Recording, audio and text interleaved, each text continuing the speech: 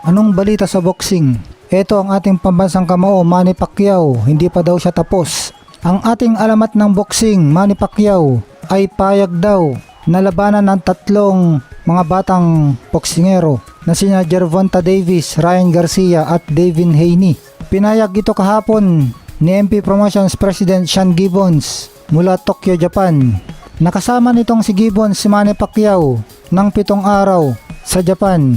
Dumating sa Japan si Manny Pacquiao noong December 28. Sabi ni Gibbons na gusto daw ni Pacquiao na muling bumalik sa ring ngayong taon na ito at gusto daw niyang labanan siya na Gervonta Davis, Ryan Garcia o kaya si Devin Haney. Sinabi ito ni Gibbons habang namamasyal sila sa Ginza. Sa Saudi Arabia daw ang gusto ni Pacquiao na pagganapin ng kanyang mga laban. Sa mga nakalipas na 2 taon, nagpapaganap ang Saudi Arabia ng malalaking boxing events para ipaalam nila sa mundo na handa na silang makipagkompetensya sa mga ibang lugar na nagpapaganap ng malalaking laban katulad nga ng Amerika. Nung nakaraang Oktubre, sa Saudi Arabia din ginanap ang laban ni Tyson Fury kontra MMA star Francis Ngannou, kung saan bumagsak si Fury pero bumangon at naipanalo ang laban. Bago magtapos ang taong 2023 ay nagpalabas ulit ang Saudi Arabia ng malalaking between sa heavyweight division. Ito nga si Deontay Wilder at Anthony Joshua.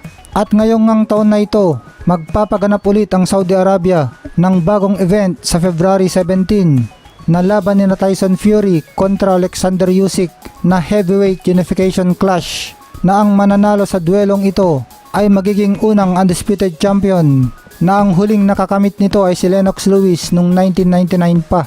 Sabi ng writer ng Arab News na si Cormac O'Donnell na ang Saudi Arabia daw ay lumitaw bilang global powerhouse sa professional boxing landscape sa 2023 at marami pa daw silang ipapaganap ngayong taon na ito.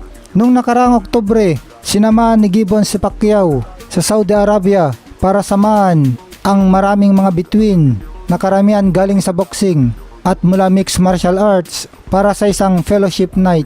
Sabi ni Gibbons, they want money. Gusto daw ng taga Saudi Arabia na mapanood na lumaban si Manny Pacquiao. Marami din daw mga Pilipinong nakatira sa Saudi Arabia ang gustong mapanood si Manny Pacquiao. Ito daw ang paraan para mapanood nila ng live si Manny Pacquiao. Oportunidad daw ito para sa mga taga Saudi Arabia na makita si Manny Pacquiao na lumalaban. Kasi karamihan ng mga laban ni Manny Pacquiao ay ginanap sa United States.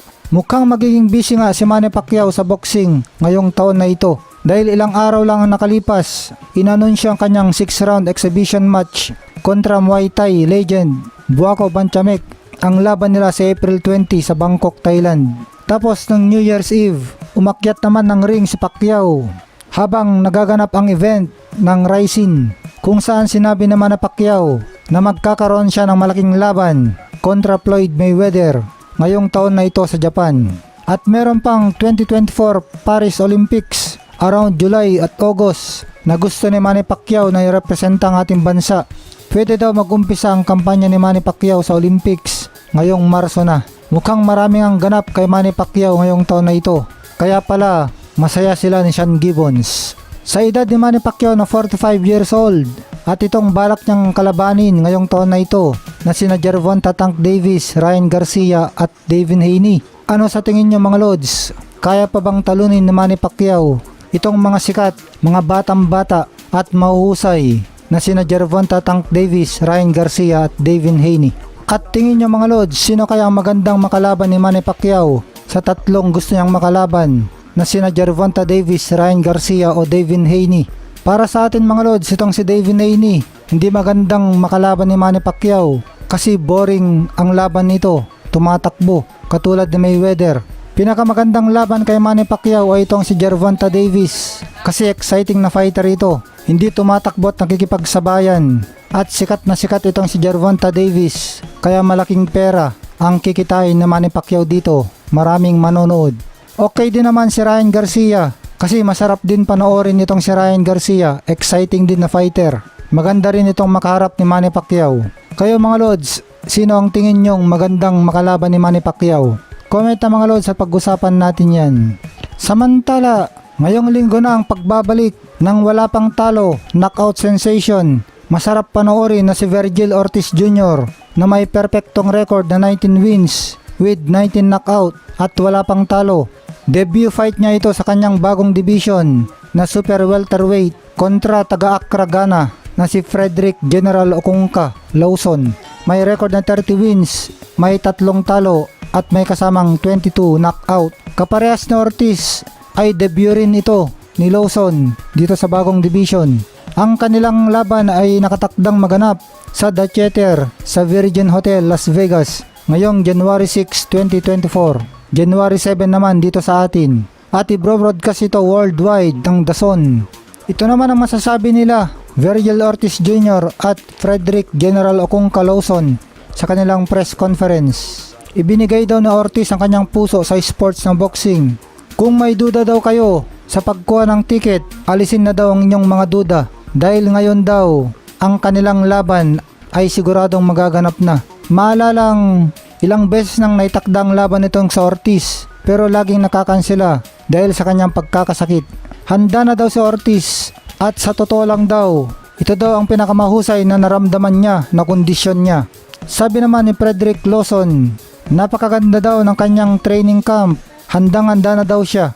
May plano daw sila para isorpresa ang lahat, hindi na daw siya makapaghintay na dumating ng linggo. 1 kalahating taon na itong si Vergil Ortiz na hindi lumalaban, kaya magwawagwag ito ng kanyang kalawang. Huling laban niya ay noong August 6, 2022 kontra Michael McKinson, kung saan pinabagsak niya itong si McKinson ng 2 beses sa round 8 at sa round 9 at napanalunan ang WBO International Welterweight title. At tinapos ni Ortiz itong si McKinson sa round 9 via TKO. Ang record ng kanyang mga kalaban na si Frederick Lawson ay 30 wins with 22 knockout at may 3 talo. At ang 3 talo niya ay na-knockout siya lahat. Pagkatapos daw ng laban niya kay Lawson ay itong si Vergil Ortiz ay gusto niyang labanan si Tim Tszyu o kaya si Jermell Charlo para sa isang title shot. Tingin naman ng karamihan na warm-up opponent o tune-up fight lang ito ni Ortiz Jr. itong si Lawson. At inaasahan na tatapusin niya agad itong kalaban niya. Tinanong naman ng Fight Hype itong si Vergil Ortiz Jr. kung importante ba daw sa kanya na panatilihin ang kanyang perfect 100% knockout record. Nasagot naman ni Vergil Ortiz na medyo daw. Pero kung kinakailangan daw na lumaban siya ng 12 rounds at matapos sa distansya ang kanilang laban, ay okay lang daw. Siyempre gusto daw labanan ni Ortiz ang pinakamahusay. Gusto daw niyang labanan itong si WBA, WBC, Junior Middleweight Champion Jermell Charlo at itong si WBO Champ Tim Tszyu pagkatapos niya kay Lawson kung sakaling manalo siya. Wala daw personalan, sports lang daw. Gusto lang daw niyang labanan ang mga pinakamahusay at patunayan na siya ang pinakamahusay. Competitive person daw si Ortiz kaya kahit sino man ay lalabanan niya. Gusto lang daw niyang lumaban. Tingin daw niya na itong si Tim Tszyu ay mahusay at exciting na fighter. Nakakamotivate daw ang pag-iisip pa lang ng potential fight niya dito kay Tim Tszyu. Tingin niya na mukhang mabait naman daw si Tim Tszyu at mahusay na fighter. Kaya bakit daw hindi sila maglaban? Abangan na lang daw natin kung anong klaseng gera sa laban niya kay Tim Tszyu. Samantala, nag-update na ang BoxRec ng rankings nila sa Super Bantamweight kung saan pasok sa top 5 ang ating pambato Janriel Cuadralas Casimero. Nanguna dito sa BoxRec Super Bantamweight rankings itong si Japanese Monster, 2 Division Undisputed Champion Naoya the Monster Inoue. At nasa number 2 naman itong si Luis Pantera Neri na taga Mexico na may record na 35 wins, isa lang ang talo with 27 knockout. At ito na nga ang ating pambato, nasa number 3, Janriel Cuadralas Casimero, may record na 33 wins, 4 na talo at 1 draw, may kasamang 22 knockout. At ang nasa number 4 ay ang tinalo ni Naoya Inoue na si Stephen Fulton, may record na 21 wins, may 1 talo at 8 knockout. At ang panglima ay itong Australiano na si Sam Goodman, may record na 17 wins with 7 knockout at walang talo. Kaya dito makikita natin na mas mataas na si Janriel Casimero kaysa kina Marlon Tapales, Rais Alim at Murodjon Akhmadaliev. At ang napaka-interesting dito sa ranking ng BoxRec, itong bali-balitang susunod na mga kalaban ni Naoya Inoue, na si Luis Neri ay ang pumangalawa kay Naoya Inoue. Tapos ang pangatlo naman ay si Janriel Casimero na isa sa inilatag ng manager ni Inoue na si Hideyuki Ohashi na tatlong makakalaban ni Naoya Inoue ngayong taon na ito. Kaya mukhang sumasang-ayon itong Boxrec sa mga susunod na makakalaban ni Naoya Inoue. Ito ang si Luis Pantera Neri muna, pangalawa si Janriel Casimero. Against Roy Mayweather next year. Against Floyd Mayweather. Oh, What? thank you. 準備はできてます。 Could you please say something? Yeah, thank you so much for inviting me here again. I'm sorry for the last time that we promised that we're going to fight. I'm going to fight this year, but like Sang Hibara-san explained, and this next year, I hope to see you here in Japan again with a big fight against Floyd Mayweather. Floyd Mayweather, yeah. I thought that you don't want me to say that. But, okay. But I'm excited for that. Thank you for always supporting Ryzen, all his promotions. And thank you, Sang Hibara-san. for Thank you very inviting me. much. 今回またお招きいただきありがとうございます。ここに立てて、That is